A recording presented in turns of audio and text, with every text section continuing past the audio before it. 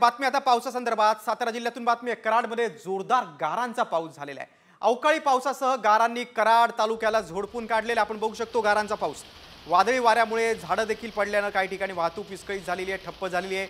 अनेक ठिकाणचा वीज पुरवठा देखील खंडित झालेला आहे। कराडमधलं हे चित्र आहे। सातारा जिल्ह्यात अनेक ठिकाणी पाऊस पडलेला आहे। गारांचा पाऊस कराडमध्ये आहे। मात्र या पावसामुळे अनेक ठिकाणी वीज पुरवठा खंडित झालेला आहे। अनेक गावं अंधारात आहेत।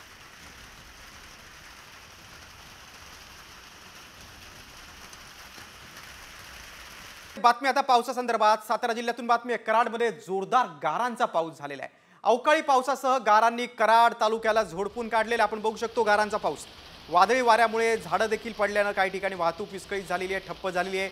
अनेक ठिकाणचा वीज पुरवठा देखील खंडित झालेला आहे। कराडमधलं हे चित्र आहे। सातारा जिल्ह्यात अनेक ठिकाणी पाऊस पडलेला आहे। गारांचा पाऊस कराडमध्ये आहे। मात्र या पावसामुळे अनेक ठिकाणी वीज पुरवठा खंडित झालेला आहे। अनेक गावं अंधारात आहेत।